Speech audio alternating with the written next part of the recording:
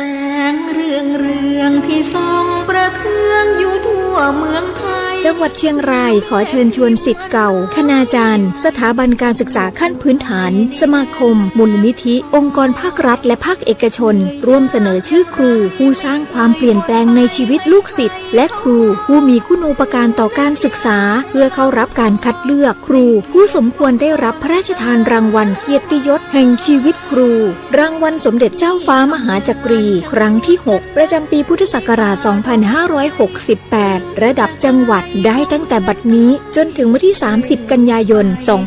2567 ณ สำนักงานศึกษาธิการจังหวัดเชียงรายและสามารถดาวน์โหลดเอกสารได้ที่เว็บไซต์รางวัลสมเด็จเจ้าฟ้ามหาจักรี www.pmca.or.th ติดต่อสอบถามรายละเอียดเพิ่มเติมได้ที่สำนักงานศึกษาธิการจังหวัดเชียงรายโทรศัพท์ 053-727-230 เห็นสิทธิ์รออยู่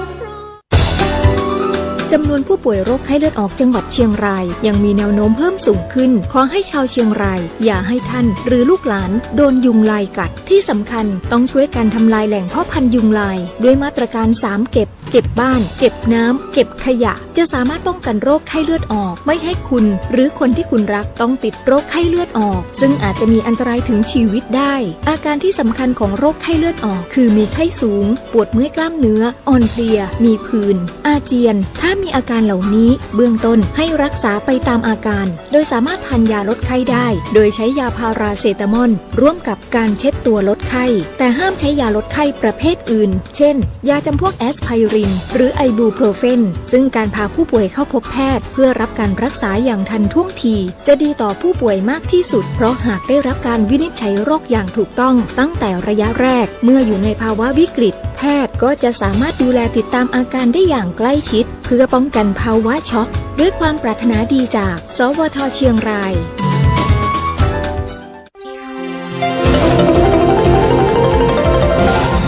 วิทยุแห่งประเทศไทยให้ความรู้คู่ความสุขท่านกำลังให้เกียรติติดตามรับฟังสถานีวิทยุกระจายเสียงแห่งประเทศไทยจังหวัดเชียงรายส่งกระจายเสียงด้วยระบบ FM 95.75 เมกะเฮิรตซ์ ต่อจากนี้ไปขอเชิญติดตามรับฟังรายการพิเศษเกาะติดสถานการณ์อุทกภัยในพื้นที่จังหวัดเชียงรายค่ะ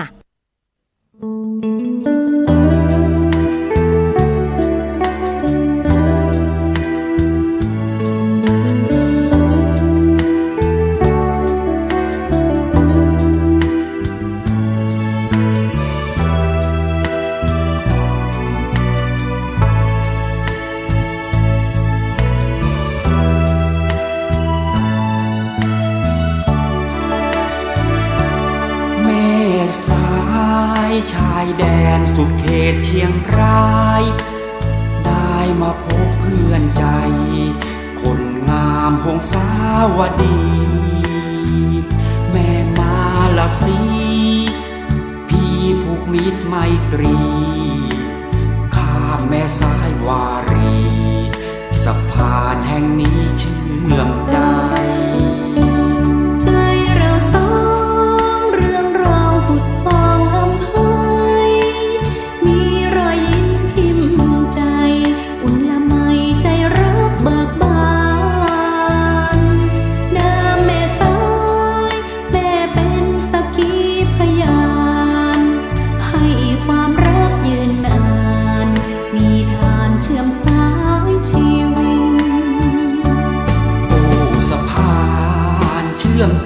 เชื่อมสองแผ่นดินโอ้สะพานเชื่อมใจเชื่อมสองแผ่นดินให้สายวารินพัดพาสิ่งร้ายเลวไปให้สายวารินพัดพาสิ่งร้ายเลวไปสะพานเชื่อมฟ้อนถึงวันแห่งความสดใส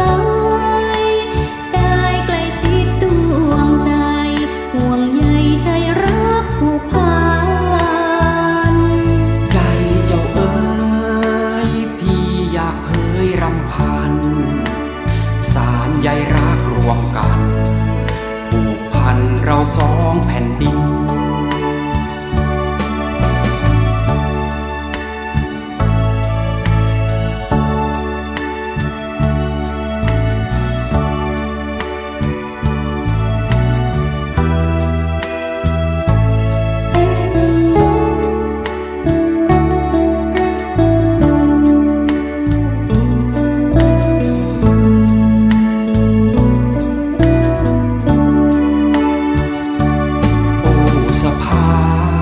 เชื่อมใจเชื่อมสองแผ่นดินโอ้สะพานเชื่อมใจเชื่อมสองแผ่นดินให้สายวารินพาดพาสิ่งร้ายเลวไปให้สายวารินพัดพาสิ่งร้ายเลวไปสะพานเชื่อมฟ้อนถึงวันแห่งความสดใสได้ใกล้ชิดดวงใจห่วงใยใจรักผูกพันใจเจ้าเอ๋ยพี่อยากเผยรำพันสารใยรักรวมกันผูกพันเราสองแผ่นดิน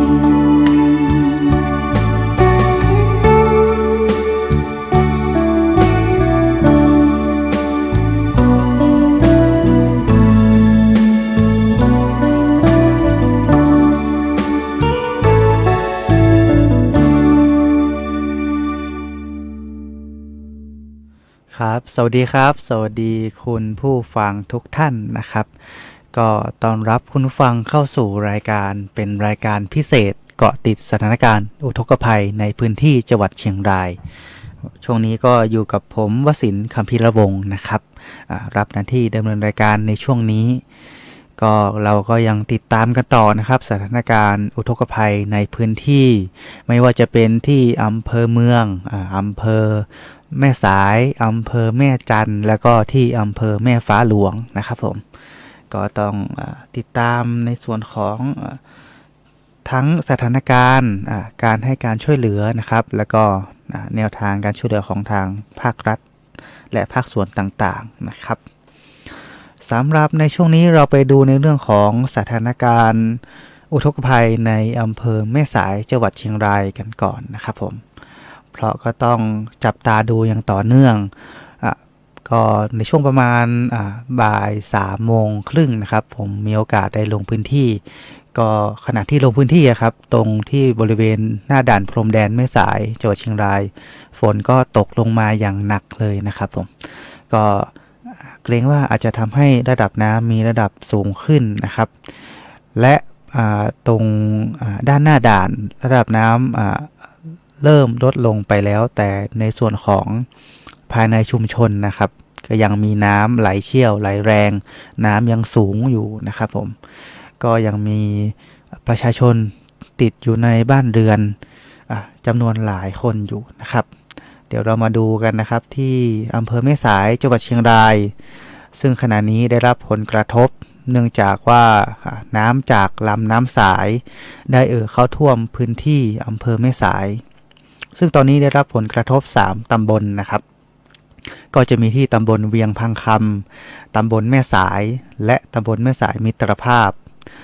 ซึ่งก็ยังมีพื้นที่สีแดงและมีพื้นที่สีแดงห้ามเข้าออกอีก8จุดด้วยกันประกอบไปด้วยชุมชนสายลมจอยชุมชนไม้ลุงขนชุมชนเกาะทรายชุมชนเหมืองแดงใต้ชุมชนหัวฝายชุมชนผามควายชุมชนเหมืองแดงและชุมชนเพ้นยนต์นะครับตรงนี้8จุดที่เป็นพื้นที่สีแดงนะครับผมแล้วก็ตรงที่บริเวณหน้าด่านพรมแดนแม่สายแห่งที่1จังหวัดเชียงรายก็ปริมาณน้ำจากลำน้ำสายยังคงทะลักเข้าท่วมพื้นที่ขณะที่ในบางร้านนะครับร้านค้าบางร้านเขาได้นำเครื่องสูบน้ำมาติดตั้งเพื่อที่จะระบายน้ำออกจากร้านและก็ยังมีฝนตกลงมาอย่างต่อเนื่องนะครับตั้งแต่ช่วงเช้าตกบ้างเบาบ้างหยุดบ้างแล้วก็ตกมาอีกนะครับผมก็จะทำให้ระดับน้ำยังไม่คงที่นะครับเดี๋ยวก็ลดเดี๋ยวก็เพิ่มนะครับยังระดับน้ำยังสวิงอยู่นะครับผมยังคงต้องติดตามสถานการณ์กันอย่างใกล้ชิดและที่ทางด้านของศูนย์ปฏิบัติการฉุกเฉินป้องกันและแก้ไขปัญหาอุทกภัยเทศบาลตำบลแม่สายทางเจ้าหน้าที่นะครับได้มีการจัดตั้งจุดรับเรื่องให้ความช่วยเหลือประชาชนผ่านทางสายด่วน199และก็มีทางด้านของประชาชนจิตอาสานะครับรวมไปถึงเจ้าหน้าที่ด้วย มาร่วมกันประกอบอาหารเพื่อส่งต่อให้กับผู้ประสบภัยในพื้นที่ และก็ส่งต่อให้กับทางด้านของเจ้าหน้าที่ที่มาให้การช่วยเหลือนะครับผมและก็ทางด้านของศูนย์พักพิงชั่วคราวเทศบาลตำบลแม่สายนะครับตอนนี้ทางเทศบาลได้เปิดเป็นศูนย์พักพิงชั่วคราวที่เทศบาลตำบลแม่สายเพื่อที่จะให้ผู้ที่ประสบอุทกภัยที่ออกจากอพยพออกมาจากบ้านเรือนของตนเองนะครับแล้วก็มาพักอาศัยเป็นการชั่วคราวอยู่ตรงบริเวณเทศบาลตำบลแม่สายนะครับผมซึ่งโดยเบื้องต้นนะครับได้มีการคาดการไว้ว่าผู้ที่ติดอยู่ภายในบ้านที่ยังอพยพออกมาไม่ทันคาดว่าจะมีราวๆ400 คนนะครับ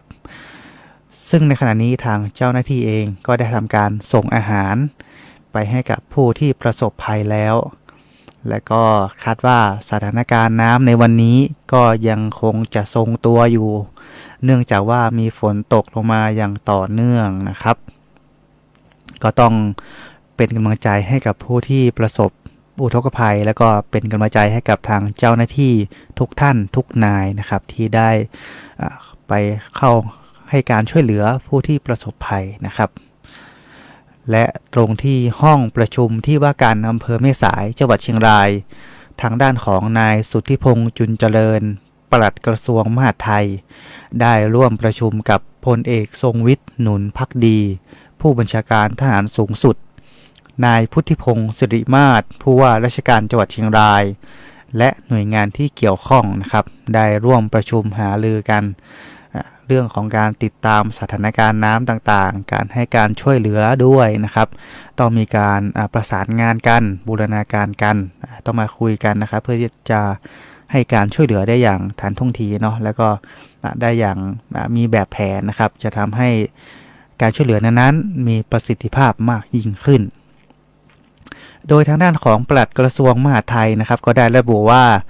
การลงพื้นที่ในครั้งนี้เพื่อที่จะให้การสนับสนุนภารกิจของทุกภาคส่วนพร้อมทั้งได้กำชับให้ผู้บริหารทุกหน่วยงานที่เกี่ยวข้องของทางกระทรวงมหาดไทยได้ให้ความช่วยเหลือประชาชนที่ประสบความเดือดร้อนจากน้ำท่วมในพื้นที่ของอำเภอแม่สายจังหวัดเชียงรายซึ่งทางด้านของตัวปลัดกระทรวงมหาดไทยเองเขาจะประจำอยู่ที่จังหวัดเชียงรายนะครับเพื่อที่จะอำนวยความสะดวกในการทำงานให้แก่เจ้าหน้าที่ทุกภาคส่วนเลยอันนี้ก็เป็นการอัปเดตสถานการณ์ที่อำเภอแม่สายจังหวัดเชียงรายนะครับแล้วก็มาในส่วนของอำเภอเมืองกันบ้างนะครับผมอำเภอเมืองขณะนี้นะครับ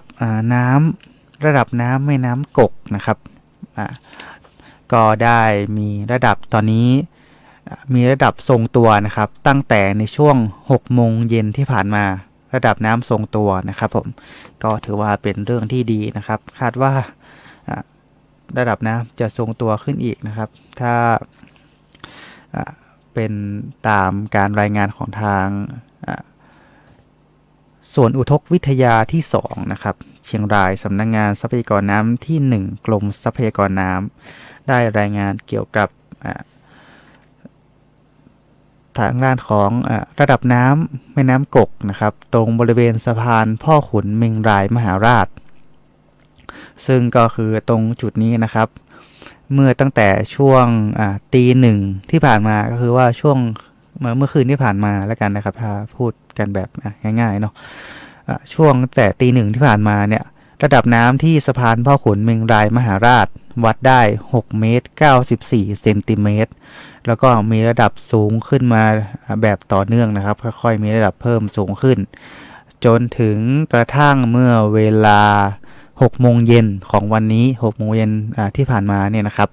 ระดับน้ำสูงอยู่ที่8 เมตร 73 เซนติเมตรแต่หลังจากนั้นนะครับเมื่อตอนเวลา1 ทุ่มระดับน้ำก็ยังทรงตัวนะครับวัดได้8 เมตร 71 เซนติเมตรและก็เมื่อเวลา2 ทุ่มที่ผ่านมาระดับน้ำตรงสะพานพ่อขุนเมงรายมหาราชวัดได้8 เมตร 72 เซนติเมตรนะครับก็ผ่านมา3 ชั่วโมงนะครับประมาณ3 ชั่วโมงระดับน้ำยังคงทรงตัวอยู่นะครับผม และตรงที่บริเวณสะพานมิตรภาพแม่นาวางท่าตอนตรงจุดนั้น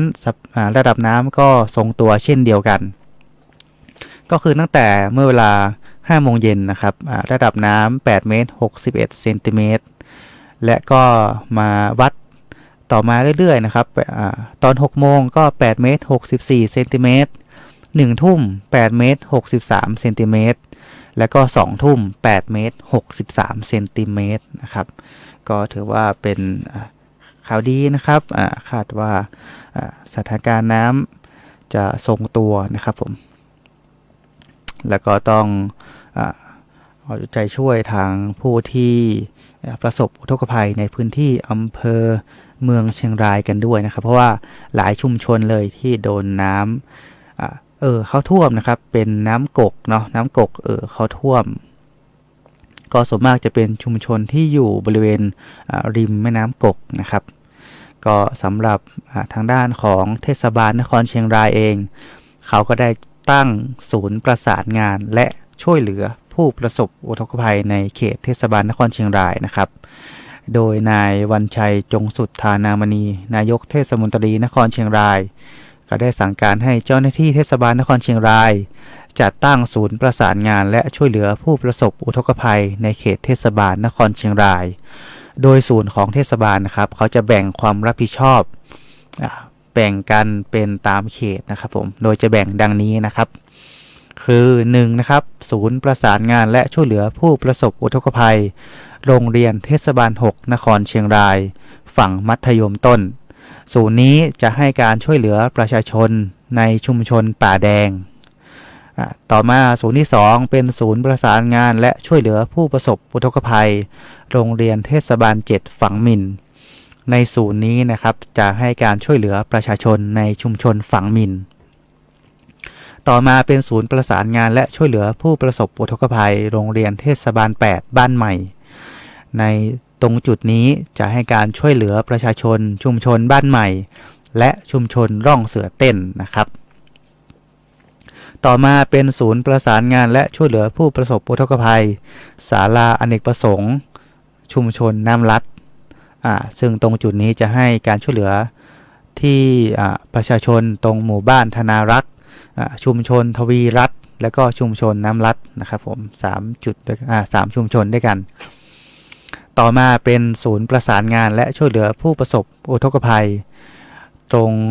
เขาได้ตั้งศูนย์ที่บ้านพักอาศัยของดร.ปรีชาอนุรักษ์รองนายกเทศมนตรีนครเชียงรายตรงจุดนี้นะครับจะให้การช่วยเหลือประชาชนชุมชนแควหวายนะครับชุมชนวังดินชุมชนเกาะทองชุมชนบ้านไร่ชุมชนหน้าสนามกีฬาชุมชนร่องปลาขาว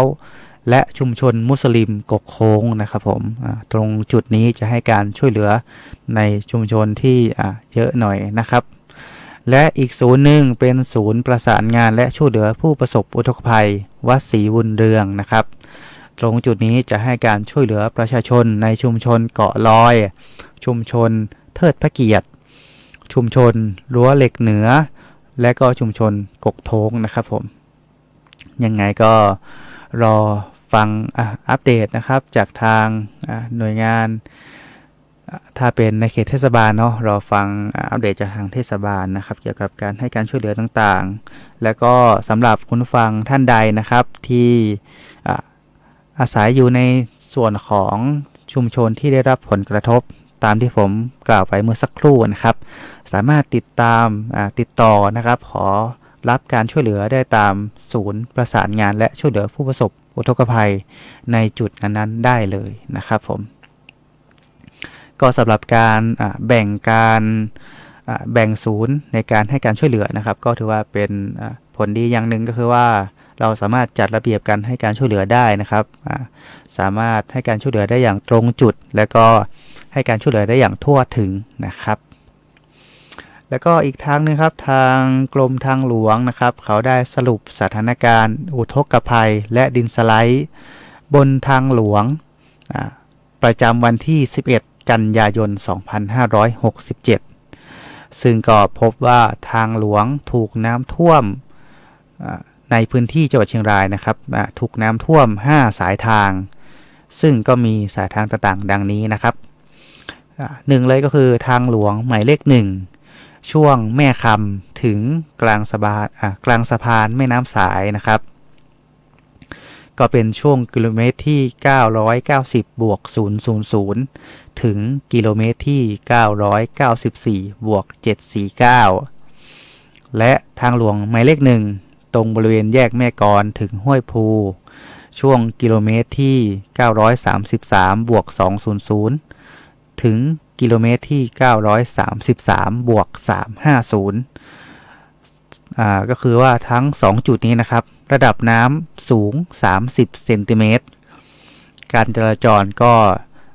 ทำการจราจรผ่านได้ไม่สะดวกนะครับต่อมาเป็นบริเวณทางหลวงหมายเลข123เป็นทางเลี่ยงเมืองแม่สายช่วงกิโลเมตรที่7บวก000ถึงกิโลเมตรที่8บวก000ซึ่งก็อยู่ในพื้นที่ของอำเภอแม่สายจังหวัดเชียงรายตรงจุดนี้นะครับระดับน้ำสูง30เซนติเมตรเช่นเดียวกันการจราจรก็ทำให้ผ่านได้ไม่สะดวกนะครับต่อมาเป็นทางหลวงหมายเลข131เป็นทางเลี่ยงเมืองเชียงราย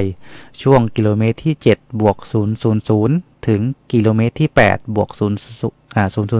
นะครับซึ่งอยู่ในพื้นที่ของอำเภอเมืองเชียงราย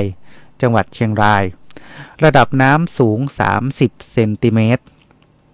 และก็การจราจรนะครับผ่านได้ไม่สะดวกต่อมาเป็นที่ทางหลวงหมายเลข1338เส้นระหว่างขาแยงถึงป่าเมี่ยงนะครับผมช่วงกิโลเมตรที่9บวก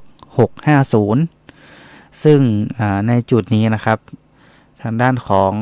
จะอยู่ที่อำเภอแม่ฟ้าหลวงจังหวัดเชียงรายตรงจุดนี้เกิดเหตุเป็นคอสะพานขาดการจราจรผ่านไม่ได้นะครับตรงจุดนี้ก็ทางด้านของเจ้าหน้าที่แนะนำมาว่าต้องเลี่ยงเส้นทางดังกล่าวนะครับไปใช้เส้นทางในท้องถิ่นแทนนะครับผมแล้วก็ทางด้านของทางหลวงหมายเลข1290เส้นแม่สายถึงกิ่วการนะครับช่วงกิโลเมตรที่20บวก000ถึงกิโลเมตรที่600ขออภัยครับถึงกิโลเมตรที่20บวก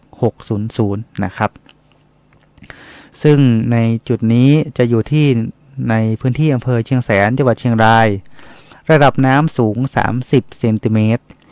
การจราจรผ่านได้ไม่สะดวกนะครับผมแล้วก็ยังมีบางจุดในเส้นทางระหว่างทางจากอำเภอแม่จันทร์ไปอำเภอแม่สายนะครับจะมีน้ำท่วมถนนแต่ท่วมไม่เต็มทั้งเลนนะครับผม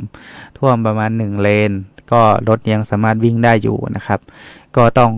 ใช้ความระมัดระวังนะครับในการที่จะขับขี่ผ่านตรงบริเวณนั้นๆเพราะว่าถ้าหากว่ารถเราขี่ไปตรงบริเวณที่มีน้ำท่วมขังนะครับและก็หากเราใช้ความเร็วที่มากอาจจะทำให้รถของเรานะครับเสียการควบคุมได้เพราะว่าตัวของน้ำเนี่ยครับอาจจะทำให้รถของเราไม่ยึดเกาะถนนเนาะก็ต้องระมัดระวังกันในการใช้รถใช้ถนนด้วยนะครับช่วงนี้แล้วก็ทางด้านของกรมทางหลวงเองเขาขอให้ประชาชนเดินทางด้วยความระมัดระวังขอให้ประชาชนนะครับปฏิบัติตามป้ายเตือนน้ำท่วมและก็คำแนะนำของเจ้าหน้าที่อย่างเคร่งครัดเพื่อความปลอดภัยในการเดินทางของตัวท่านเองด้วยนะครับและก็รวมไปถึงผู้ที่ใช้รถใช้ถนนร่วมกับท่านด้วยหากว่าประชาชนท่านใดต้องการที่จะสอบถามถึงสภาพเส้นทางสภาพการจราจรหรือต้องการความช่วยเหลือนะครับสามารถติดต่อได้ที่ทางสายด่วนกรมทางหลวง1586นะครับติดต่อได้ตลอด24ชั่วโมงเลยก็คือช่วงนี้ก็ถ้าเราจะเดินทางไปไหนมาไหนช่วงนี้ก็ถ้าเป็นพื้นที่ที่มีสถานการณ์อุทกภัยนะครับควรที่จะโทรไปสอบถามก่อนนะครับผมเ ผื่อที่เราจะไม่เสียเวลาเนาะเดินทางไปแล้วก็เส้นทางอาจจะปิดอย่างเงี้ยเราอาจจะเสียเวลาต้องวกกลับมาใหม่เงี้ยก็จะทำให้เสียเวลาได้นะครับก็ทางที่ดีเนาะโทรไปสอบถามก่อนก็ได้นะครับเพื่อความชัวร์สอบถามสายด่วนกรมทางหลวง1586ตลอด24ชั่วโมงแล้วก็มีอีกเรื่องนะครับเรื่องของการประชาสัมพันธ์นะครับช่องทางในการติดต่อขอความช่วยเหลือต่างๆเป็นเบอร์สายด่วนฉุกเฉินในจังหวัดเชียงรายของเรานี่เองนะครับก็จะมีหลากหลายหน่วยงานเลยถ้าเป็นไฟฟ้านะครับติดต่อเรื่องไฟฟ้านะครับไฟฟ้าขัดข้องหรือว่าพบเห็นไฟฟ้าขัดข้องต่างๆติดต่อได้ที่สายด่วน1129อันนี้เป็นเบอร์ call center กลางนะครับหรือจะโทรไปหาการไฟฟ้าส่วนภูมิภาคที่สาขาเชียงรายเลยก็ได้นะครับ053-711-399นะครับผมต่อมาเป็นของทางหลวงเหมือนที่ผมกล่าวไปเมื่อสักครู่นะครับสายด่วนของกรมทางหลวงเนาะ1586หรือจะเป็นทางด้านของเบอร์โทรศัพท์ของแขวงทางหลวงเชียงรายที่1และเชียงรายที่2นะครับสำหรับแขวงทางหลวงเชียงรายที่1นะครับ053-711-138นะครับผม053-711-138และก็แขวงเชียงรายที่2 053-727-312 053-727-312นะครับผมสำหรับเจ็บป่วยฉุกเฉินเบอร์เดิมนะครับ1669โทรไปได้เลยครับเจ็บป่วยฉุกเฉิน1669ตลอด24ชั่วโมงเหตุด่วนเหตุร้ายนะครับ191 24ชั่วโมงเช่นเดียวกันแล้วก็เป็นมีสายด่วนของทางทหารด้วยนะครับหากอยากจะขอความช่วยเหลือจากทหารมณฑลทหารบกที่37พร้อมให้การช่วยเหลือพี่น้องประชาชนเบอร์โทรศัพท์054-711-200นะครับ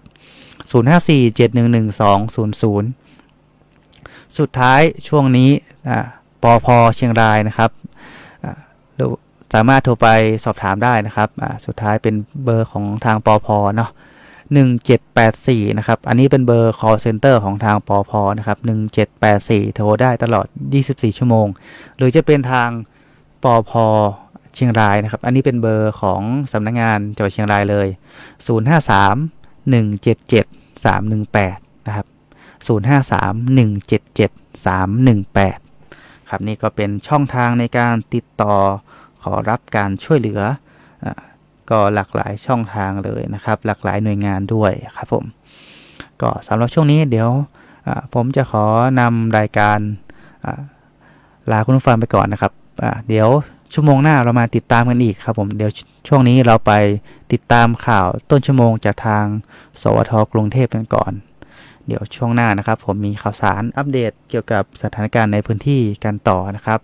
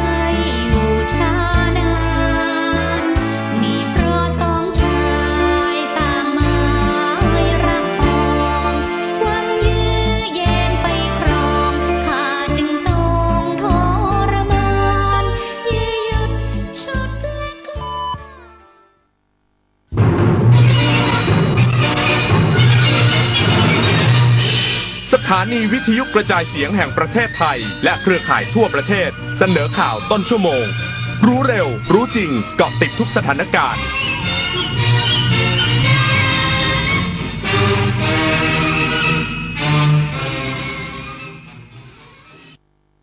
รับฟังข่าวต้นชั่วโมง 21 นาฬิกากับพฤทธิ์แก้วพิบูลครับ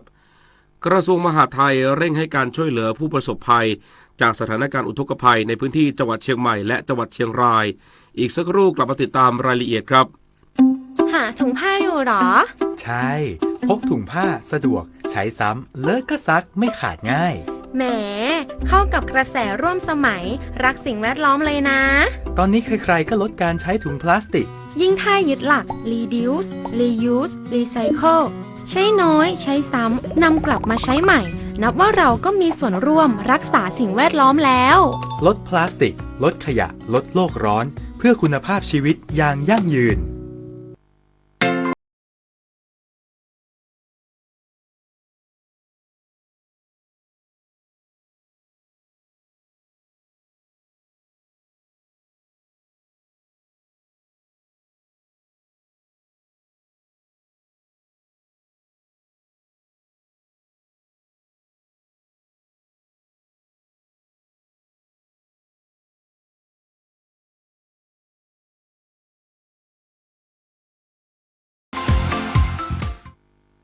วันเกิดปีนี้คุณยายอายุเท่าไหร่ดีคะ35ดีไหม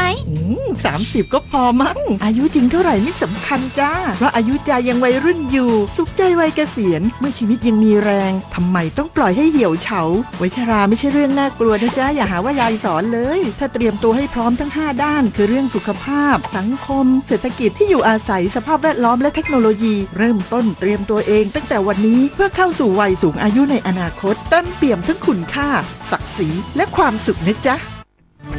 คิดก่อนโพสต์จะโพสต์อะไรต้องคิดก่อนจะโพสต์รูปภาพคนอื่นที่ไม่ใช่ของตัวเองต้องได้รับอนุญาตยิ่งเป็นการโพสต์เกี่ยวกับเด็กเยาวชนต้องปิดบังใบหน้าเว้นเสียแต่ว่าเป็นการชื่นชมอย่างให้เกียรติการโพสต์สิ่งลามกอนาจารรวมไปถึงการโพสต์ด่าว่าคนอื่นและเนี่ยเป็นเพียงส่วนหนึ่งของพรบคอมพิวเตอร์ที่มีผลบังคับใช้แล้วมีโทษทั้งจำทั้งปรับคิดก่อนโพสต์จะโพสต์อะไรต้องคิดก่อนกระทรวงมหาดไทยเร่งให้การช่วยเหลือผู้ประสบภัยจากสถานการณ์อุทกภัยในพื้นที่จังหวัดเชียงใหม่และจังหวัดเชียงรายนายอนุทินชาญวีรกูลรองนายกรัฐมนตรีและรัฐมนตรีว่าการกระทรวงมหาดไทยกล่าวว่าจากการประชุมติดตามสถานการณ์อุทกภัยและการให้ความช่วยเหลือประชาชนผู้ประสบภัยในพื้นที่จังหวัดเชียงใหม่และจังหวัดเชียงรายร่วมกับกรมป้องกันและบรรเทาสาธารณภัยซึ่งขณะนี้ปลัดกระทรวงมหาดไทยและผู้ว่าราชการจังหวัดเชียงรายได้ลงพื้นที่ไปยังสถานที่ประสบภัยดังกล่าวและรายงานว่าได้มีการพบร่างผู้เสียชีวิตจากสถานการณ์ดินโคลนถล่มในพื้นที่อำเภอแม่อายจังหวัดเชียงใหม่ทั้ง6รายแล้วและยังคงเฝ้าระวังมวลน้ำที่ค่อนข้างไหลหลากอย่างรุนแรงโดยมวลน้ำจากจังหวัดเชียงใหม่กำลังเคลื่อนตัวมายังจังหวัดเชียงรายและจะทวีความรุนแรงจากน้ำฝนและน้ำป่า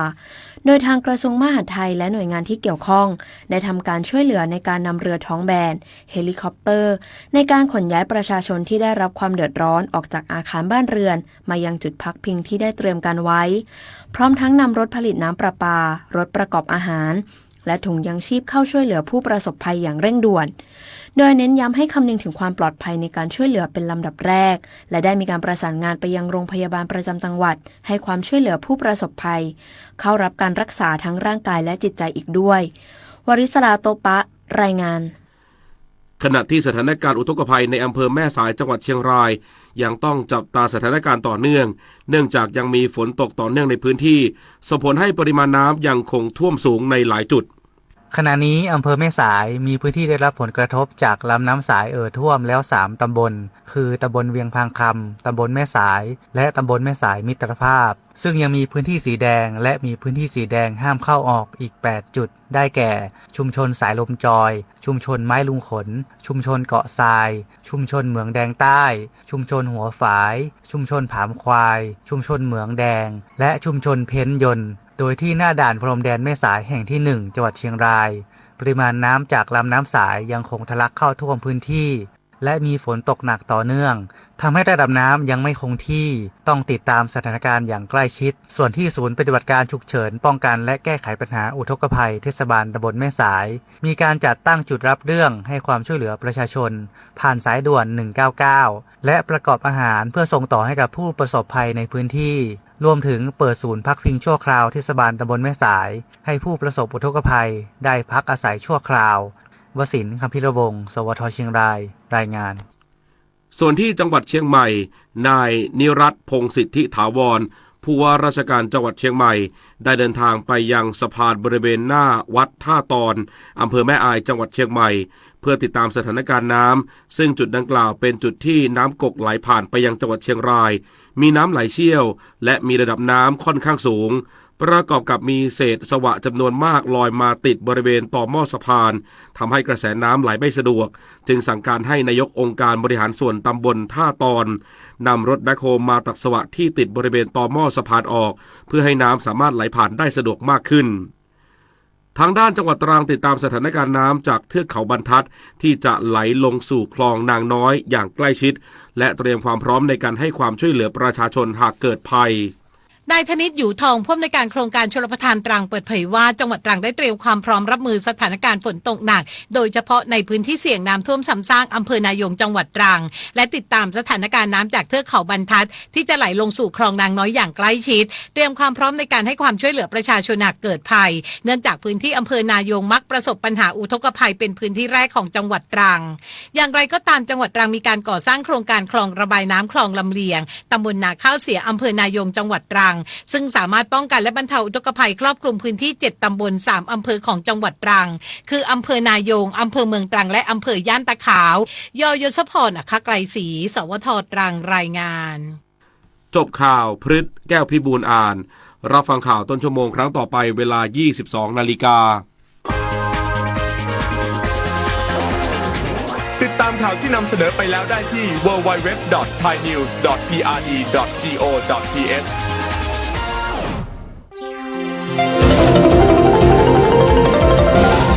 วิทยุแห่งประเทศไทยให้ความรู้กู้ความสุข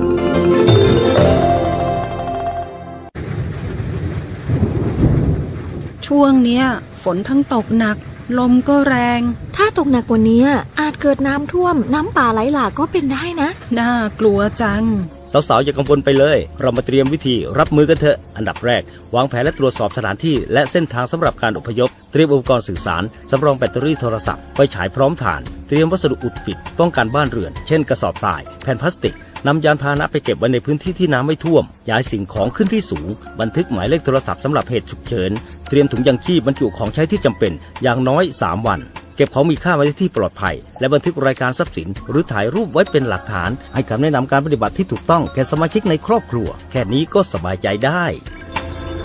เรียนรู้ที่จะอยู่อย่างปลอดภัยด้วยความปรารถนาดีจากจังหวัดเชียงราย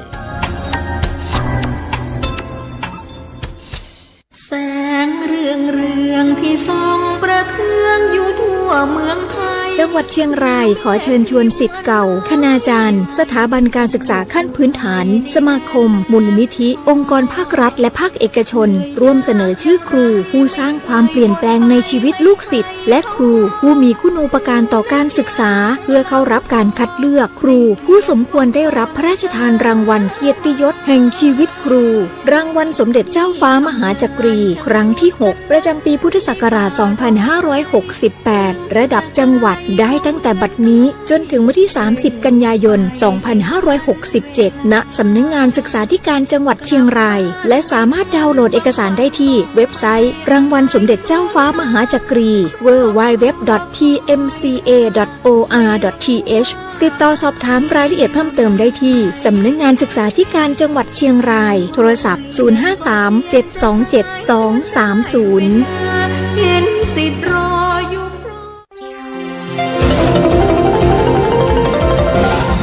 วิทยุแห่งประเทศไทย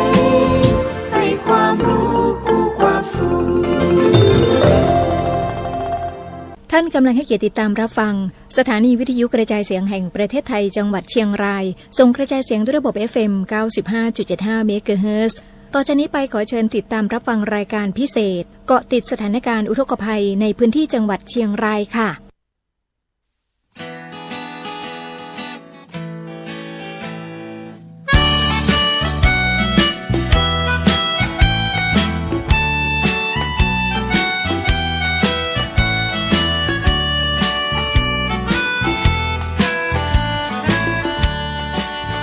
น้องครับไป ตุยกันก่อนถึงอายมารอแต่ก็ใจดีแฟนอายก็ยังบ่มีอายเป็นคนดีที่บ่มีแฟนปะใครป่าไปแอวบ่ใจว่าแซวโอเล่นบ่ได้ตอนฮับสู่เวียงเจียงหายสบายม่วนใจแต่นาไปไว้พระธาตุดอยตุงแอวภูชีฟ้าไร่ชาชุยฟงศิลปะบ้านดำร้องหุ่นวัดขาวแล้วป่าน้องสาวไปทำหลวงขุนน้ำนางนอนไปกินหนุ่มสั้นเข้าซอยไปแอวบนดอยเทิดไทยแม่สลองดอกไม้ธรรมชาติจวนมองม่วนใจแท้ๆน้องนครเชียงหายน้องครับไปตุยกันก่อนที่อายมารอแต่ก็ใจดีแฟนอายก็ยังบ่มีอยากจวนคนดีมาแอวตุยกัน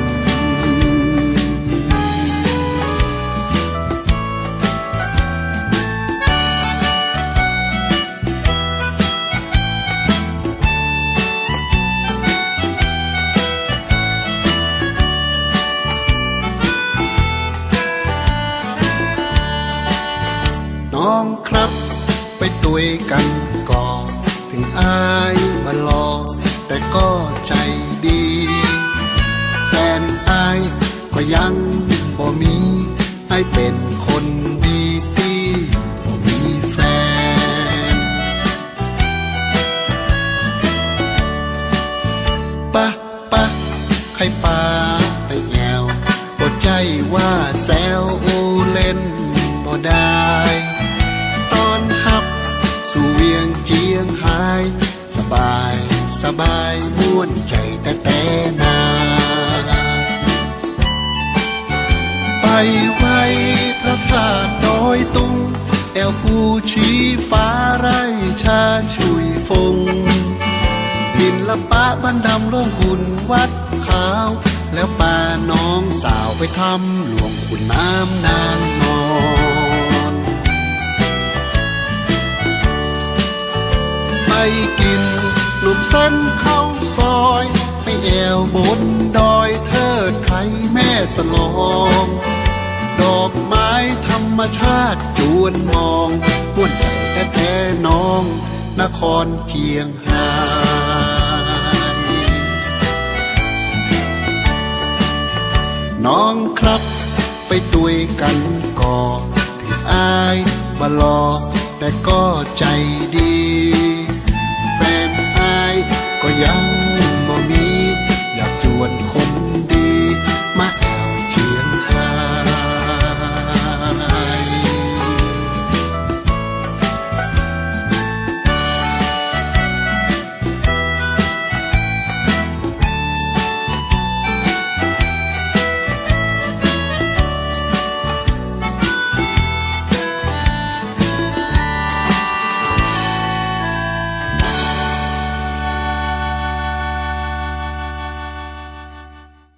ครับก็หลังจากที่รับฟังข่าวต้นชั่วโมงจากทางสวทกรุงเทพมหานครแล้วนะครับก็กลับมาเข้าสู่รายการเกาะติดสถานการณ์อุทกภัยในพื้นที่จังหวัดเชียงรายกันต่อนะครับผมซึ่งในช่วงนี้นะครับผมจะขอนำรายงานของทางปภ.นะครับนำมาสรุปให้ได้รับฟังกันเป็นการสรุปสถานการณ์อุทกภัยและดินถล่มประจำวันที่11กันยายน2567ซึ่งก็มีสถานการณ์สาธารณภัยฝนตกหนักสะสมในพื้นที่จังหวัดเชียงรายตั้งแต่วันที่8กันยายน2567แล้ว ซึ่งก็เป็นเหตุทำให้เกิดอุทกภัยและก็ดินถล่มตั้งแต่วันที่9ถึงวันที่11นะครับก็ถือว่าเป็นภัยต่อเนื่องนะครับผม ครับแล้วก็สำหรับสถานที่เกิดเหตุแล้วก็ความเสียหายต่างๆนะครับเป็นข้อมูลสะสมระหว่างวันที่9ถึงวันที่11กันยายน2567ข้อมูลอำเภอที่ได้รับผลกระทบนะครับมี5อำเภอด้วยกันแบ่งเป็น5อำเภอ20ตำบล46หมู่บ้านแล้วก็1เทศบาลนครใน1เทศบาลนครเนี่ยนะครับจะมี10ชุมชนด้วยกันครับผมรวมไปถึงตลาดชุมชนเศรษฐกิจ2แห่งมีร้านค้าสถานประกอบการ92แห่งราษฎรได้รับผลกระทบเบื้องต้นนะครับอยู่ที่ 1499 ครัวเรือนเสียชีวิต3รายครับบาดเจ็บ2รายก็เสียชีวิตแล้วก็บาดเจ็บจากเหตุดินสไลด์ที่อำเภอแม่ฟ้าหลวงจังหวัดเชียงรายนะครับผมสำหรับข้อมูลของผู้เสียชีวิตนะครับก็จะแบ่งเป็น2วันด้วยกันจะมีเหตุของวันที่10กันยาแล้วก็เหตุของวันที่11กันยายนนะครับสำหรับในส่วนของเหตุวันที่10กันยายน2567ผู้เสียชีวิตมี1รายด้วยกันนะครับทราบชื่อคือนางสาวชนิสรานะครับผมอายุ34ปีเป็นราษฎรตำบลแม่สลองนอกอำเภอแม่ฟ้าหลวงจังหวัดเชียงรายในส่วนของเหตุวันที่11กันยายน2567มีผู้เสียชีวิตจากดินสไลด์2รายด้วยกันมีทางด้านของเด็กหญิงสุขฤทัยอายุ14ปีเสียชีวิตจากดินสไลด์เป็นราษฎรตำบลเทิดไทยนะครับอำเภอแม่ฟ้าหลวงและก็มีอีกท่านอีกรายหนึ่งเป็นนายมนนะครับไม่ทราบนามสกุลเสียชีวิตจากดินสไลด์เป็นราษฎรตำบลแม่สลองในอำเภอแม่ฟ้าหลวงจังหวัดเชียงรายก็ผู้เสียชีวิตทั้ง3รายก็เกิดจากเหตุดินสไลด์ที่อำเภอแม่ฟ้าหลวงนะครับและต่อมาเป็นข้อมูลสถานการณ์ของวันที่11กันยายน2567มีรายงานความเสียหายเพิ่มเติมนะครับความเสียหายเพิ่มเติม5อำเภอ16ตำบล44หมู่บ้าน1เทศบาลนครและก็มีตลาดชุมชนเศรษฐกิจ2แห่งราษฎรได้รับผลกระทบ 9,258 ครัวเรือนแล้วก็ถ้าจะแบ่งเป็นรายละเอียดของตามรายอำเภอนะครับก็จะมีที่อำเภอเมืองเชียงรายได้รับผลกระทบ5ตำบล17หมู่บ้าน8ชุมชนสำหรับชุมชนในเขตเทศบาลนครที่ได้รับผลกระทบก็จะมีที่ชุมชนแควหวายชุมชนกกโท้งชุมชนร่องเสือเต้นชุมชนฝั่งหมิ่นชุมชนริมน้ำกกชุมชนน้ำลัดชุมชนป่างิ้วและก็ชุมชนทวีรัตน์นะครับและก็ได้มีการแจ้งปิดใช้สะพานไปแล้วเนื่องจากว่ามีน้ำท่วมสูงสะพานที่แจ้งปิดมี3จุดด้วยกันก็คือที่สะพานแม่ฟ้าหลวงตรงใกล้ๆกับสารกลางจังหวัดเชียงรายนะครับ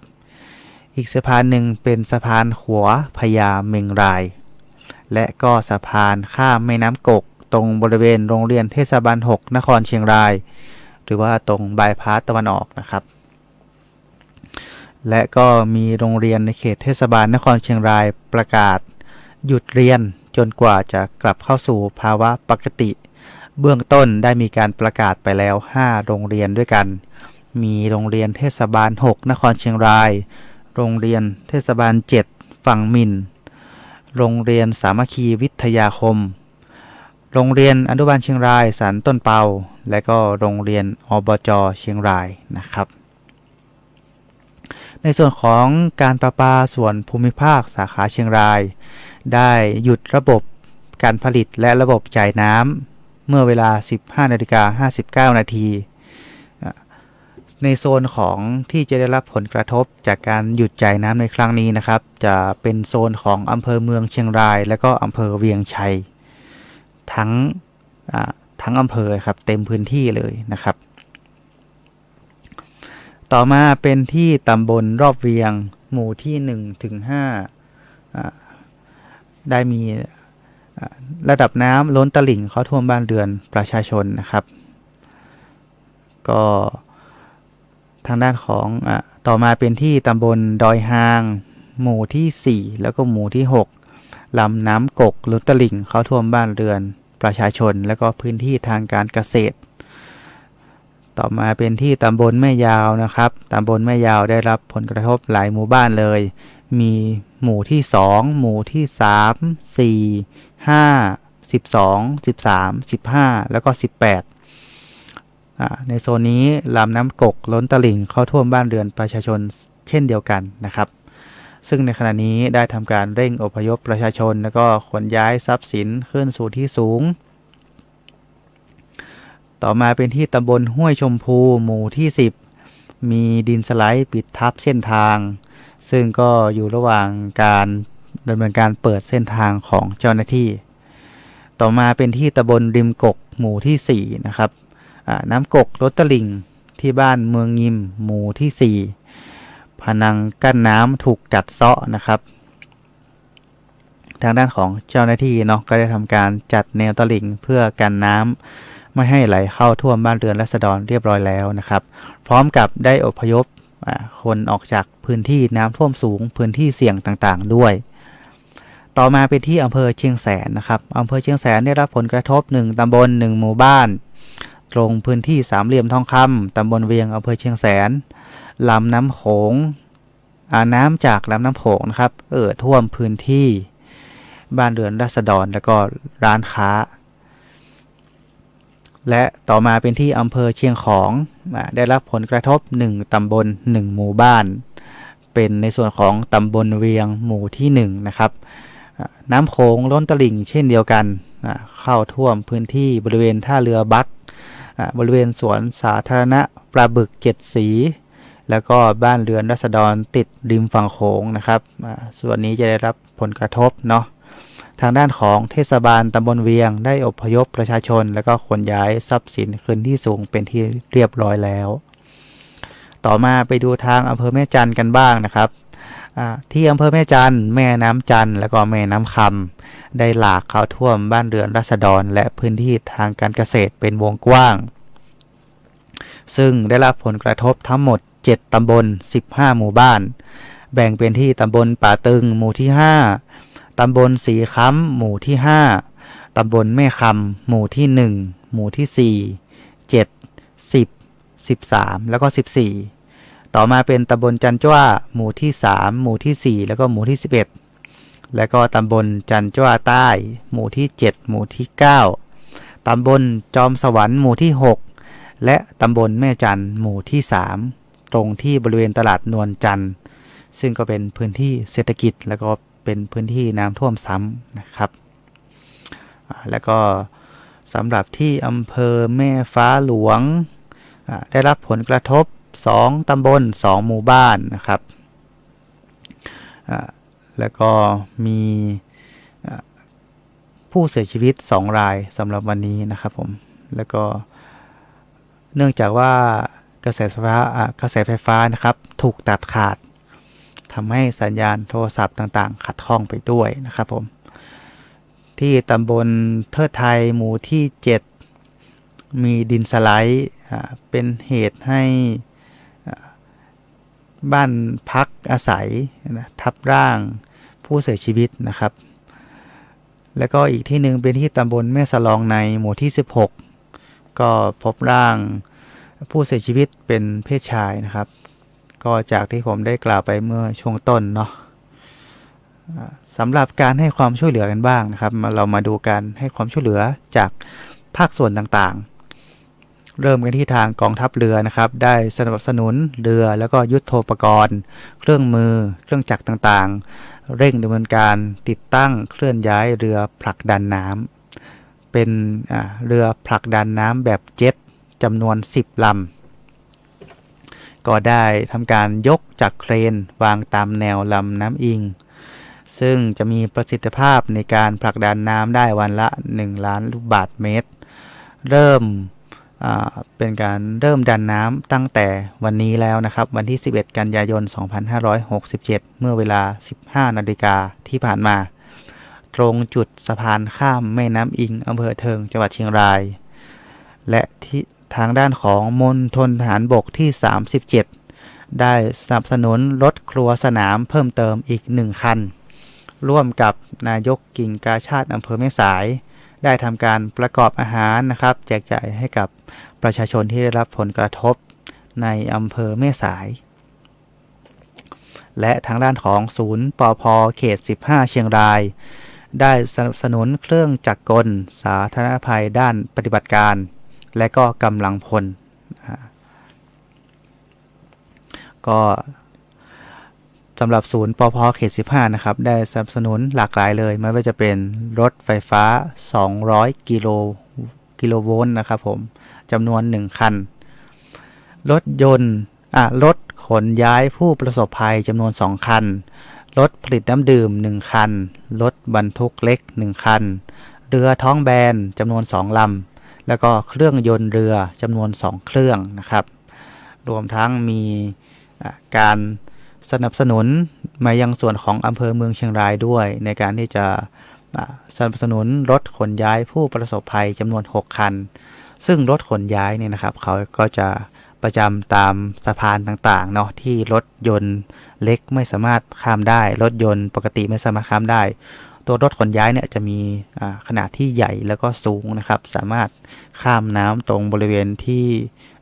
ตรงหัวสะพานต่างๆได้เขาก็นำมาประจำตามจุดนั้นๆเพื่อว่าจะทำการขนย้ายผู้ประสบภัยต่างๆนะครับแล้วก็มีการสนับสนุนเรือท้องแบนจำนวน4 ลำให้ทางอำเภอเมืองเชียงรายด้วยแล้วก็ทางด้านของเทศบาลนครเชียงรายได้จัดตั้งศูนย์ช่วยเหลือผู้ประสบภัยเทศบาลนครเชียงรายจำนวน8 จุดนพค. 31 นพค. 32 แล้วก็นพค. 34 ได้สนับสนุนกำลังพลรถครัวสนามแล้วก็รถสุขาเคลื่อนที่นะครับมูลนิธิสมาคมกู้ชีพกู้ภัยอาสาสมัครจิตอาสาภาคประชาชนต่างๆรวมไปถึงร้านค้าผู้ประกอบการนะครับได้มีการสนับสนุนปฏิบัติการเคลื่อนย้ายผู้ประสบภัยให้ที่พักพิงชั่วคราวรวมถึงการมอบอาหารปรุงสำเร็จแล้วก็ถุงยังชีพเมื่อพูดถึงเกี่ยวกับทางด้านของให้ความช่วยเหลือทางด้านของการปรุงอาหารนะครับที่บริเวณสนามฝึกยุววันนะครับที่ตรงอำเภอแม่สายเนาะทางด้านของตำรวจภูธรภาค 5ก็ได้ไปออกรถครัวสนามเคลื่อนที่ให้บริการพี่น้องประชาชนชาวแม่สายแล้วนะครับซึ่งก็จะช่วยในการปรุงอาหารเพื่อไปแจกจ่ายให้กับพี่น้องประชาชนที่ประสบอุทกภัยแล้วก็มีทางด้านของ YMCA เชียงรายนะครับได้ประชาสัมพันธ์มาถึงผู้ที่ประสบภัยน้ำท่วมที่ยังไม่มีที่พักพิงในช่วงนี้ทางด้านของ YMCA เชียงรายได้เปิดสถานที่เป็นศูนย์พักพิงชั่วคราวก็เป็นการช่วยเหลือชาวเชียงรายด้วยกันในช่วงที่น้ำท่วมเชียงรายนี้นะครับผมใครที่กำลังประสบความเดือดร้อนจากน้ำท่วมไม่มีที่พักอาศัยต่างๆทางด้านของ YMCA เชียงรายยินดีที่จะให้ความช่วยเหลือเรื่องที่พักนะครับสามารถติดต่อประสานงานมาได้ที่อาจารย์เปียกแล้วก็คุณน้ำฝนนะครับผมเบอร์โทรศัพท์0815317001นะครับแล้วก็อีกเบอร์หนึ่งเป็นเบอร์ของคุณน้ำฝน0855926597นะครับก็สำหรับท่านใดนะครับประสงค์ที่อยากจะใช้สถานที่ของ YMCA เชียงรายในการที่จะทำการประกอบอาหารเพื่อไปส่งมอบให้กับผู้ประสบภัยทาง YMCA เชียงรายก็ยินดีนะครับสามารถมาใช้สถานที่ได้ตรงบริเวณ YMCA เชียงราย พหลโยธินก็คืออยู่ใกล้ๆกับทางสวทนะครับเลยสวทไปสักประมาณ500 เมตรนะครับประมาณนี้ครับผมก็สามารถติดต่อสอบถามได้ตามเบอร์โทรศัพท์ที่ผมให้ไปเมื่อสักครู่นี้นะครับแล้วก็เรามาดูแนวโน้มสถานการณ์กันบ้างครับตอนนี้ทางด้านปภ.ออกมาเตือนว่าแนวโน้มสถานการณ์ยังอยู่ในระดับเฝ้าระวังมีฝนอ่อนถึงปานกลางในบางพื้นที่ของจังหวัดภาพรวมระดับน้ำแม่น้ำสายหลักมีแนวโน้มสูงขึ้นทางด้านของกองในการป้องกันและบรรเทาสาธารณภัยจังหวัดเชียงรายได้สั่งการให้หน่วยงานที่เกี่ยวข้องดำเนินการดังนี้ก็ดำเนินการแจ้งเตือนทุกอำเภอเฝ้าระวังติดตามสถานการณ์น้ำท่วมฉับพลันน้ำป่าไหลหลากน้ำล้นตลิ่งอย่างต่อเนื่องเตรียมความพร้อมเครื่องมืออุปกรณ์เครื่องจักรกลยุทโธปกรณ์และก็กำลังพลเพื่อพร้อมให้ความช่วยเหลือโดยทันทีนะครับเมื่อเกิดเหตุขึ้นและก็ได้เร่งสำรวจความเสียหายแล้วก็ให้ความช่วยเหลือต่อไปช่วงนี้หลายภาคส่วนก็ได้เข้ามาให้การช่วยเหลือพี่น้องประชาชนที่ประสบอุทกภัยนะครับพี่น้องชาวเชียงรายของเราซึ่งก็ถือว่าช่วงนี้นะครับก็ต้องเอาใจช่วยเนาะทั้งทางด้านของผู้ประสบภัยเองแล้วก็ผู้ที่ได้เป็นจิตอาสาได้เข้ามาช่วยเหลือพี่น้องประสบภัยในช่วงนี้นะครับก็ต้องเป็นกำลังใจให้ทั้งสองฝ่ายนะครับผมเพื่อที่จะร่วมกันนะครับจับมือกันผ่านพ้นวิกฤตในครั้งนี้ไปด้วยกันนะครับครับเดี๋ยวช่วงนี้พักกันสักครู่นะครับช่วงหน้าผมมีข่าวสารอัปเดตจากทางรายการกันต่อนะครับ พ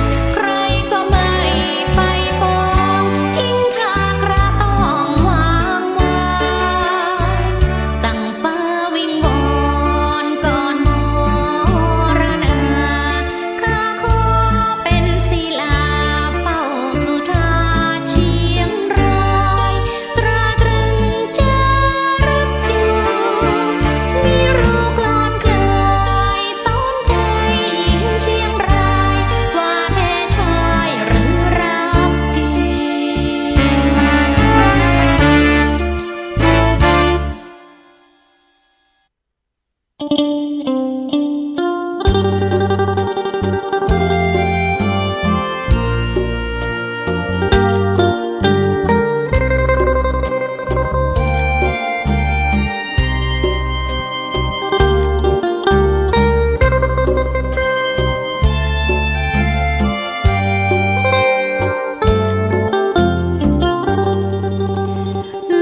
มพัดแผ่วแววเพลงรักจากแม่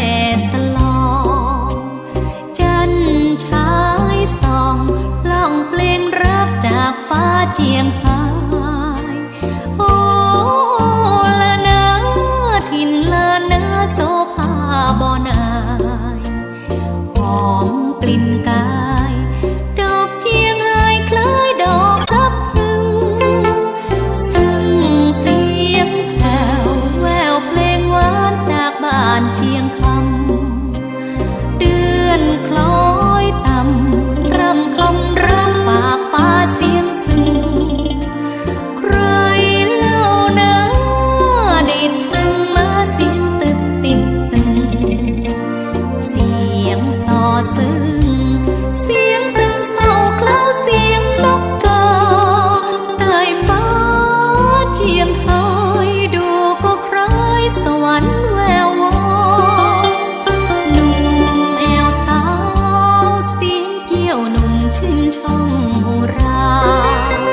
เขาฮักกันจริงใจบ่มีภัยขี้จุกหมูสาหนุ่มสาวลานาฮักสัจจาบ่สิ้นบ่ลงลมพัดลงเดือน12หน้างานยี่เปล่งเฮาถือเคร่งรวมสุขสันต์วันลอยกระทงข้าเจ้าสาวเนื้อกัดก้อนเกลือหักกันยืนโยงถึงอยู่ดงใจมันคงเหมือนดอยแม่สลอง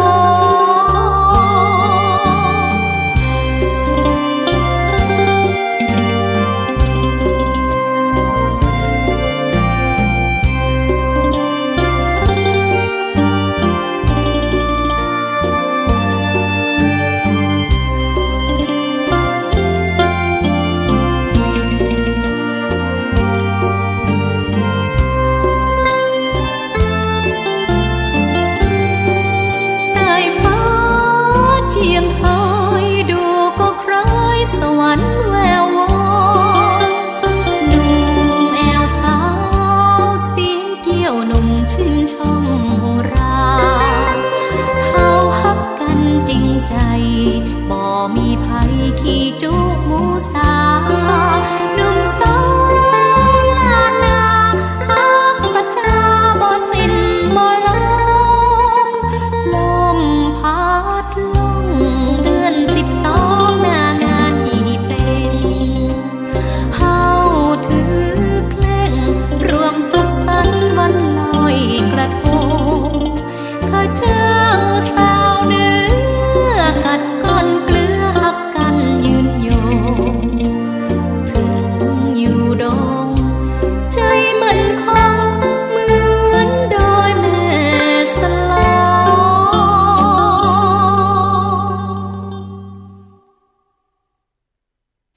ครับก็กลับเข้าสู่รายการของเรากันต่อนะครับเกาะติดสถานการณ์อุทกภัยในพื้นที่จังหวัดเชียงราย ช่วงนี้เราไปดูทางด้านของการให้ความช่วยเหลือจากหน่วยงานต่างๆนะครับทั้งภาคไม่ว่าจะเป็นภาครัฐภาคเอกชนภาคประชาสังคมแล้วก็ทางด้านของพิพิธภัณฑ์ศิลปะร่วมสมัยเชียงรายนะครับได้เปิดพื้นที่ลานจอดรถให้ผู้ประสบภัยน้ำท่วมเมืองเชียงรายให้สามารถนำพาหนะนะครับนำมาจอดยังพิพิธภัณฑ์ศิลปะร่วมสมัยเมืองเชียงรายได้นะครับนำมาจอดได้โดยไม่มีค่าใช้จ่ายใดๆนะครับจนกว่าที่จะสถานการณ์จะเข้าสู่สภาวะปกติครับผมและก็สายการบินเวียด Jet Thailand นะครับผมได้มีมาตรการความช่วยเหลือผู้โดยสารที่ได้รับผลกระทบจากสถานการณ์น้ำท่วมในพื้นที่จังหวัดเชียงรายก็สำหรับผู้โดยสารที่มีเที่ยวบินขาเข้าและก็ขาออกจากท่าอากาศยานเชียงรายในวันที่11ถึง17กันยายนนี้สามารถเลือกรับข้อเสนอได้ดังนี้ข้อเสนอมีทั้งหมด3ข้อด้วยกันข้อแรกก็คือ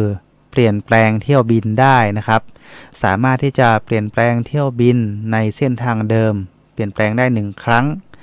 โดยกำหนดการเดินทางใหม่ภายใน7วันนับจากกำหนดการเดิมซึ่งสำหรับการเปลี่ยนแปลงเที่ยวบินนี้จะไม่มีค่าใช้จ่ายนะครับผมทางเลือกที่2เป็นทางด้านของการเก็บวงเงินเครดิตเซลนะครับผมก็สามารถเก็บวงเงินเครดิตเซลได้โดยมีระยะเวลาในการใช้งานภายใน365วันนับจากกำหนดการเดินทางเดิมหรือทางเลือกที่3สามารถเปลี่ยนแปลงเส้นทางไปยังสนามบินใกล้เคียงได้โดยสามารถเปลี่ยนแปลงเส้นทางการเดินทางเป็นท่าอากาศยานเชียงใหม่เปลี่ยนแปลงได้โดยไม่มีค่าใช้จ่ายทั้งนี้นะครับต้องมีกำหนดการเดินทางภายในวันที่11ถึง17กันยายน2567เท่านั้นนี่ก็คือการให้ความช่วยเหลือของทางสายการบินเวียดเจ็ตไทยแลนด์นะครับต่อมาเป็นทางด้านของท่าอากาศยานแม่ฟ้าหลวงเชียงรายก็ได้ออกมาให้ความช่วยเหลือนะครับสำหรับชุมชนโดยรอบท่าอากาศยานและผู้ที่ได้รับผลกระทบจากภัยน้ำท่วมในครั้งนี้สามารถนำยานพาหนะมาจอดที่บริเวณเส้นทางถนนภายในท่าอากาศยานและท่าอากาศยานได้ดำเนินการจัดที่พักพิงสำหรับผู้ที่ประสบภัยจัดไว้ตรงบริเวณอาคารอเนกประสงค์ด้านทิศเหนือของอาคารผู้โดยสารนะครับผมก็สำหรับการนำพาหนะมาจอดรวมถึงจัดที่พักพิงให้กับผู้ประสบภัยจัดให้โดยไม่มีค่าใช้จ่ายนะครับผมสามารถสอบถามข้อมูลเพิ่มเติมได้ที่ทางด้านของประชาสัมพันธ์ท่าอากาศยานแม่ฟ้าหลวงเชียงรายเบอร์โทรศัพท์053 798 000นะครับ053 798 000นะครับผมก็ได้มาบูรณาการร่วมกันหลายภาคส่วนในการให้การช่วยเหลือพี่น้องประชาชนและก็ทางด้านของสภากาชาติไทยได้เตรียมเสริมทัพหน่วยครัวเคลื่อนที่สภากาชาติไทยณจังหวัดเชียงรายเพื่อทำการผลิตและแจกจ่ายอาหารปรุงสุกให้แก่ผู้ที่ประสบอุทกภัยนะครับซึ่งทางสำนักงานบรรเทาทุกข์และประชานามัยพิทักษ์สภากาชาติไทยได้จัดเตรียมรถครัวเคลื่อนที่สภากาชาติไทยพร้อมด้วยอุปกรณ์สำหรับออกปฏิบัติงานเป็นการออกปฏิบัติงานเฉพาะกิจด้านการบรรเทาทุกข์และฟื้นฟูผู้ประสบภัยหน่วยครัวเคลื่อนที่สภากาชาติไทยก็เพื่อที่จะผลิตและก็แจกจ่ายอาหารปรุงสุกพร้อมรับประทานนะครับแจกจ่ายให้กับผู้ที่ประสบอุทกภัยจากสถานการณ์อุทกภัยในพื้นที่จังหวัดเชียงราย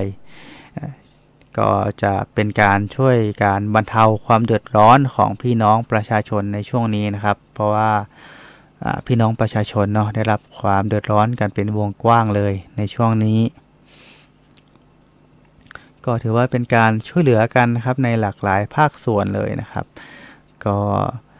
ยังไงก็ชาวเชียงรายได้มีการช่วยกันอย่างตลอดนะครับก็ถือว่าเป็นเรื่องที่น่ายินดีมากๆเลยนะครับทั้งชาวเชียงรายช่วยกันเองแล้วก็ตอนนี้มีทั้งภาคส่วนอื่นๆนะครับมาจากต่างจังหวัดบ้างมาจากส่วนกลางบ้างนะครับได้หลั่งไหลน้ำใจมาช่วยเหลือชาวเชียงรายกันในครั้งนี้นะครับแล้วครับเดี๋ยวช่วงนี้พักกันสักครู่นะครับผมช่วงหน้ามาติดตามข่าวสารกันต่อครับ ต่อให้โลกจะหมุนเปลี่ยนแปลงเท่าไรแต่เชียงรายไม่เคยเปลี่ยนไปเหมือนเดิมอบอุ่นใจและยังงดงามคุณค่ามีแต่เพิ่มเติมต่อให้วันและคืนจะเดินผ่านไปทุกอย่างยังเหมือนเดิมล้านนาพญามังรายสร้างเมืองที่แสนงดงามที่เหนือสุดใต้ฟ้าครามยิ่งใหญ่พระธาตุดอยตุงหนึ่งเดียวงดงามสะกดหัวใจแม่ฟ้าหลวงเชียงรายดอกไม้ช่างงามตาตระการตาวัดร่องคุณหมู่บ้านลอยร่มเย็นผู้ชี้ดาวต้องมาเห็นด้วยตาไปแอวหมู่บ้านพาฮีกี่ครั้งก็ยังต้องมาแม้ว่าวันเวลาจะไม่เหมือนเดิมต่อให้โลกจะหมุนเปลี่ยนแปลงเท่าไรแต่เชียงรายไม่เคยเปลี่ยนไปเหมือนเดิมอบอุ่นใจและยังงดงามคุณค่ามีแต่เพิ่มเติมต่อให้วันและคืนจะเดินผ่านไปทุกอย่างยังเหมือนเดิม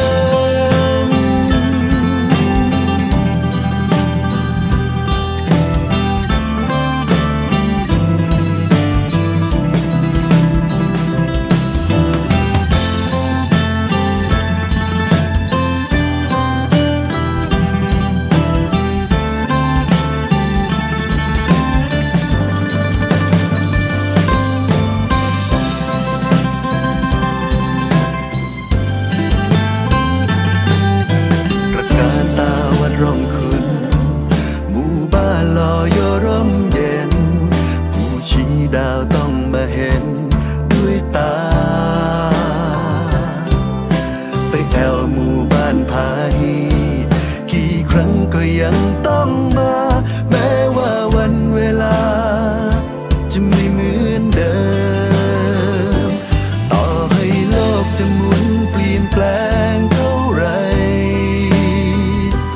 แต่เจียงไฮ้บ่เคยเปลี่ยนไป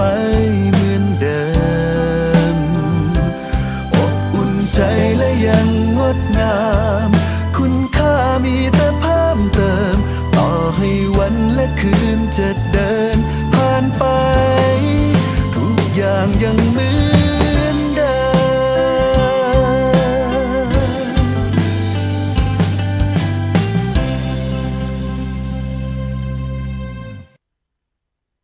ครับก็กลับเข้ามาในรายการกันต่อนะครับกับการเกาะติดสถานการณ์อุทกภัยในพื้นที่จังหวัดเชียงรายก็สำหรับในช่วงที่มีน้ำท่วมน้ำขังเช่นนี้นะครับทางการไฟฟ้าส่วนภูมิภาคสาขาอำเภอเมืองเชียงรายนะครับก็ได้มาให้คำแนะนำเกี่ยวกับการที่จะปฏิบัติตนนะครับให้ปลอดภัยจากไฟฟ้าต่างๆนะครับผมก็คือว่าถ้าก่อนที่น้ำจะเข้าภายในบ้านหรือว่าบริเวณบ้านนะครับทางการไฟฟ้าก็แนะนำให้รีบขนย้ายอุปกรณ์ไฟฟ้าแล้วก็สิ่งของจำเป็นไว้ที่สูงในที่ปลอดภัยนะครับที่น้ำท่วมไม่ถึงแล้วก็สำหรับบ้านชั้นเดียวให้งดใช้ไฟฟ้าโดยเด็ดขาดนะครับผมงดใช้อุปกรณ์ไฟฟ้าทุกชนิดขณะที่ตัวเปียกหรือว่ายืนแช่น้ำห้ามเปิดหรือปิดสวิตช์ไฟปลั๊กไฟที่น้ำท่วมก็ห้ามใช้งานโดยเด็ดขาดแล้วก็กรณีที่เป็นบ้าน2ชั้นและมีสวิตช์แยกแต่ละชั้นหากน้ำกำลังจะท่วมชั้นล่างให้ปลดสวิตช์ตัดกระแสไฟฟ้าเฉพาะชั้นล่างนะครับอันนี้เฉพาะบ้านที่มีสวิตช์แยกแต่ละชั้นเท่านั้นนะครับผมถ้ ถ้าน้ำท่วมขังเป็นระยะเวลายาวนานก็และมีความจำเป็นนะครับที่จะต้องอาศัยอยู่ในบ้านก็ให้ใช้เครื่องใช้ไฟฟ้าที่ชั้น2แล้วก็ให้ทางด้านของเจ้าหน้าที่การไฟฟ้าส่วนภูมิภาคหรือว่าช่างไฟฟ้าที่มีความรู้ความเชี่ยวชาญในด้านของระบบไฟฟ้ามาทำการปลดสวิตช์ที่ชั้นล่างเพื่อความปลอดภัยนะครับก็ทางที่ดีครับควรที่จะปรึกษาเจ้าหน้าที่การไฟฟ้า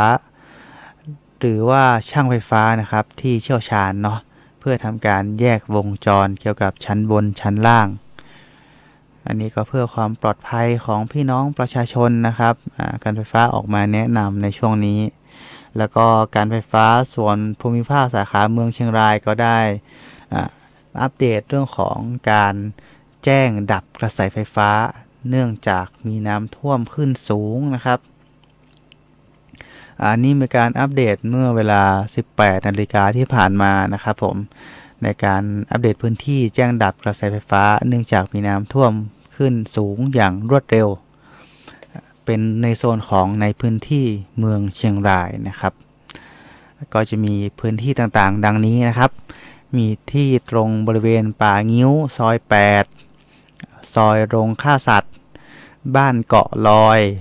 ถนนกลางเวียงอาคารเทิดพระเกียรติแล้วก็ตั้งแต่บริเวณดอยหางจนถึงสุดระบบจำหน่ายกระแสไฟฟ้านะครับที่ชุมชนรั้วเหล็กที่หาดเชียงรายที่บริเวณข้างวัดศรีบุญเรืองห้องลี่ซอย6นะครับบริเวณร้านพรหมลิขิตแคหวาย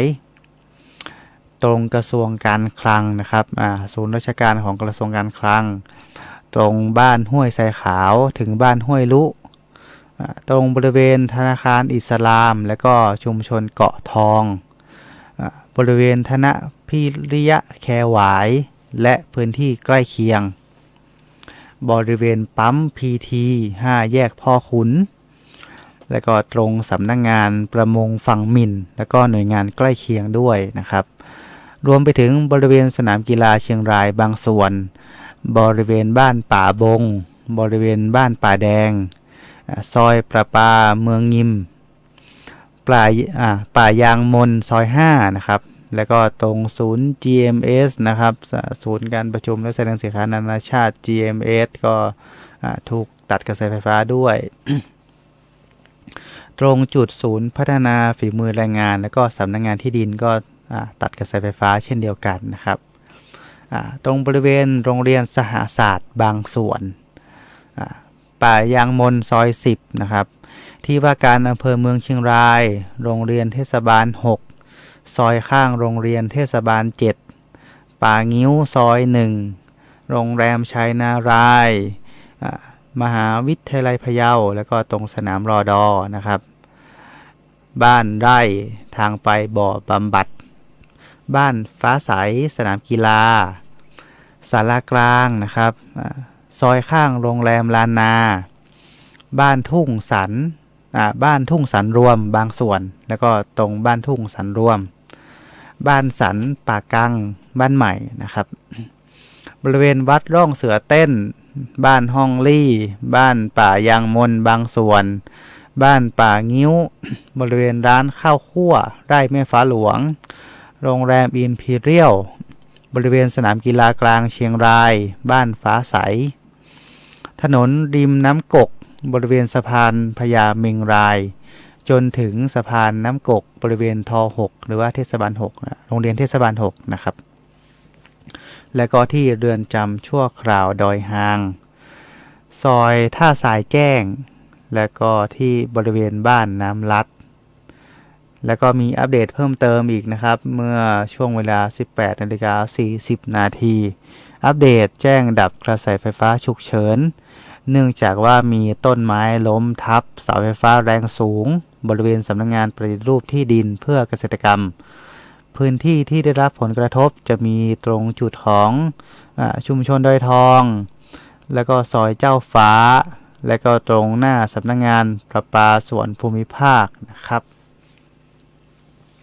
ซึ่งสำหรับการดับกระแสไฟฟ้าฉุกเฉินในครั้งนี้ ทางการไฟฟ้าส่วนภูมิภาคสาขาเมืองเชียงรายก็ขออภัยความไม่สะดวกเป็นอย่างสูงนะครับผมก็เพื่อที่จะป้องกันนะครับอันตรายที่อาจจะเกิดขึ้นกับพี่น้องประชาชนนะครับก็จำเป็นที่จะต้องดับกระแสไฟฟ้าในจุดที่ผมกล่าวไปเมื่อสักครู่นะครับและก็สำหรับคุณผู้ฟังท่านใดนะครับที่อยากจะติดต่อสอบถามไปยังทางการไฟฟ้าส่วนภูมิภาคสาขาเมืองเชียงรายจังหวัดเชียงรายท่านสามารถติดต่อสอบถามข้อมูลเพิ่มเติมได้ที่หมายเลขโทรศัพท์053 711 073อีกครั้งนะครับ053 711 073นะครับแล้วก็สามารถติดตามข้อมูลข่าวสารได้ทาง PEA นะครับ PA Smart Energy แล้วก็สอบถามข้อมูลเพิ่มเติมได้ที่ PA Call Center นะครับ1129 Call Center โทรสอบถามได้ตลอด24ชั่วโมงนะครับนี่ก็เป็นการอัปเดตของทางการไฟฟ้าส่วนภูมิภาคสาขาเมืองเชียงรายเกี่ยวกับพื้นที่ที่ดับกระแสไฟฟ้าเดี๋ยวเรามาดูในเรื่องของอัปเดตทางด้านระดับน้ำกันบ้างตอนนี้ทางส่วนอุทกวิทยาที่2เชียงรายได้อัปเดตกันมาแล้วนะครับเป็น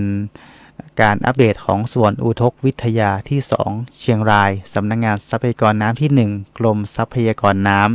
ำอัปเดตสถานการณ์ระดับแม่น้ำกกนะครับระดับน้ำในแม่น้ำกกในวันที่11กันยายน2567ตรงจุดสะพานมิตรภาพแม่นาวางถึงท่าตอนเมื่อเวลา3 ทุ่มที่ผ่านมาสดๆร้อนๆเลยระดับน้ำตรงจุดนั้นนะครับ8 เมตร 62 เซนติเมตรซึ่งก็ถือว่าเป็นข่าวดีนะครับเพราะว่าตอนเนี้ยระดับน้ำทรงตัวตั้งแต่ช่วง5 โมงเย็นมาแล้วนะครับ5 โมงเย็น8 เมตร 61 เซนติเมตรแล้วก็มาตอน3 ทุ่มล่าสุดคือ8 เมตร 62 เซนติเมตรนะครับก็ภาวนาครับไม่ให้น้ำสูงขึ้นกว่าเดิมนะครับผมและอีกจุดหนึ่งคือจุดตรงสะพานพ่อขุนเมงรายมหาราชตรงจุดนี้นะครับเมื่อเวลา3 ทุ่มที่ผ่านมาวัดระดับน้ำได้8 เมตร 70 เซนติเมตรก็ถือว่าทรงตัวมา4 ชั่วโมงแล้วนะครับทรงตัวมาตั้งแต่6 โมงเย็น6 โมงเย็นวัดได้8 เมตร 73 เซนติเมตรมาวัดอีกทรงตัวมาเรื่อยๆจนถึง3 ทุ่มนะครับ8 เมตร 70 เซนติเมตรนะครับผมก็ภาวนาไม่ให้น้ำเพิ่มไปกว่าเดิมนะครับก็ที่ไม่อยากจะให้พี่น้องประชาชนได้รับผลกระทบหนักกว่านี้แล้วนะครับนี่ก็ถือว่าวิกฤตมากแล้วนะครับในรอบหลายปีเลยก็ว่าได้สำหรับจังหวัดเชียงรายของเราครับเดี๋ยวช่วงนี้เราไปพักรับฟังข่าวต้นชั่วโมงจากทางสวทกรุงเทพมหานครนะครับช่วงหน้ามาติดตามสถานการณ์ทางด้านของสถานการณ์อุทกภัยในพื้นที่จังหวัดเชียงรายกันต่อนะครับเดี๋ยวช่วงนี้พักฟังข่าวต้นชั่วโมงกันสักครู่ครับ